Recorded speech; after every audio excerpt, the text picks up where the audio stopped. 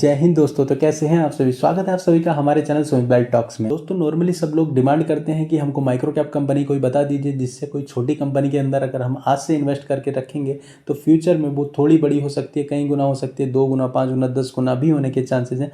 बड़ी कंपनी थोड़ा देर में ग्रो होती हैं लेकिन वो डेफिनेटली होती हैं, तो उसी हिसाब से छोटी कंपनियों में रिस्क बढ़ जाता है। तो आज उस रिस्क को ध्यान में रखते हुए और माइक्रो कैप सेक्टर को भी ध्यान में रखते हुए मैं लेके आया हूँ आज ऐसे म्यूचुअल फंड को जो आपको डेफिनेटली अच्छे रिटर्न्स बना कर दे सकता है और आपकी जो ख्वाहिश है कि जो माइक्रो कैप और स्मॉल कैप में इन्वेस्ट करना है वो भी पूरी हो सकती है। तो यहाँ पर आ गया हूँ मैं कॉइन की ऐप पर। अगर आप सर्च ऑप्शन में माइक्रो कैप डालेंगे तो माइक्रो कैप में आपको मोतीलाल ओसवाल का निफ्टी का अकेला ऐसा फंड मिलेगा जो केवल माइक्रो कैप में इन्वेस्ट करता है।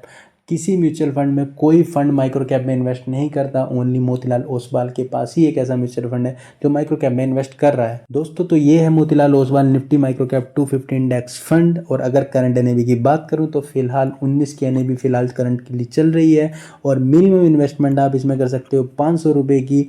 और अगर इसके एक्सपेंशन रेशो की बात करूं तो वो 0.44% का एक्सपेंशन रेशो है और एग्जिट लोड यहाँ पर 1% का देखने को मिल रहा है। और अगर मैं इसके CAGR की बात करूं तो यहाँ पर मैं अगर इसको 1 ईयर का करता हूँ या 2 ईयर का करता हूँ तो ये सेम हमको देखने को मिल रहा है। तो सेम हमको इसके लिए देखने के लिए मिल रहा है क्योंकि यहाँ पर इस फंड को लॉन्च किए हुए ज़्यादा टाइम नहीं हुआ है। 20 जुलाई 2023 के आसपास ही ये फंड लॉन्च हुआ था, तो 1-1.5 साल का ही इसमें टाइम हुआ है। लेकिन जब इनिशियली ये फंड आया था तो कुल 10 की NAV पर ही ट्रेड कर रहा था और आज की डेट में ये 1 साल के अंदर ही हमको 100% रिटर्न बना के दे चुका है। 10 की NAV पर स्टार्टिंग की थी और आज की डेट में ये 19 की NAV पर ट्रेड कर रहा है। माइक्रो कैप स्टॉक्स हैं सारे के सारे इसके अंदर, जो मैं अभी आगे आपको दिखाने वाला हूँ।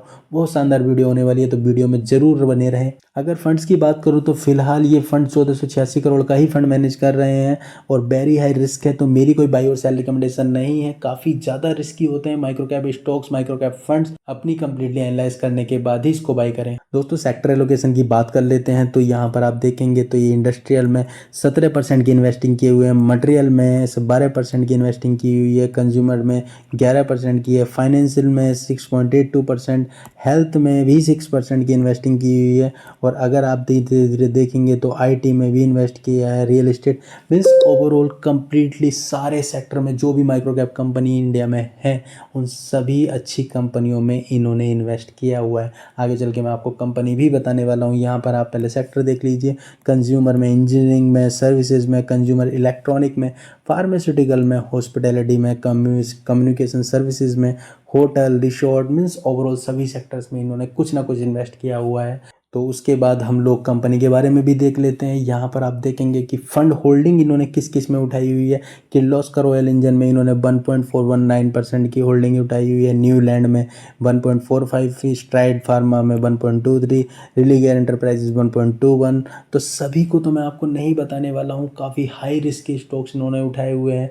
इसको आप खुद जाकर भी देख सकते हैं कि किस किस स्टॉक में इन्होंने इन्वेस्ट किया हुआ है। इससे हमको आइडिया भी लगता है कि किस स्टॉक में हम लोग अपने डायरेक्टली भी इन्वेस्ट कर सकते हैं। उसको अपनी साइट से एनालाइज करके देख सकते हैं कि अगर कोई म्यूचुअल फंड उसमें लगा रहा है तो वो कंप्लीट एनालाइज करने के बाद ही लगा रहा होगा, तो हम भी उसके स्टॉक को एनालाइज कर सकते हैं और उस स्टॉक में इन्वेस्टमेंट कर सकते हैं। तो दोस्तों सारे स्टॉक्स तो मैं आपको नहीं बता सकता, ओवरऑल बहुत सारे स्टॉक्स हो जाएंगे, तो आप खुद से एनालाइज करके इसको ध्यान दे सकते हैं कि किस स्टॉक में इन्होंने पैसे लगाए हैं, सेक्टर कौन कौन से हैं। आप खुद से भी एनालाइज कीजिए, मेरे अकेले के बताने से कुछ नहीं होगा, तभी आपको आइडिया लगेगा। इसमें मैंने भी स्टार्टिंग की हुई है अपनी SIP को, आप देख सकते हैं ये जो आपको पॉइंट्स दिख रहे हैं, यहाँ पर मेरी मंथली SIP जाती है। तो आप भी इसी तरीके से इन्वेस्ट कर सकते हैं। मैंने स्टार्ट किया था यहाँ पर, तो आप यहाँ पर भी इन्वेस्ट करेंगे तो ये लाइन धीरे धीरे कंटिन्यू इंक्रीज ही होगी, डाउन होने के चांसेस बहुत कम है क्योंकि माइक्रो कैप कंपनी इंडिया के अंदर बूम मचा रही हैं और आगे चल के वो बहुत तेज़ी से इंक्रीज हो सकती हैं।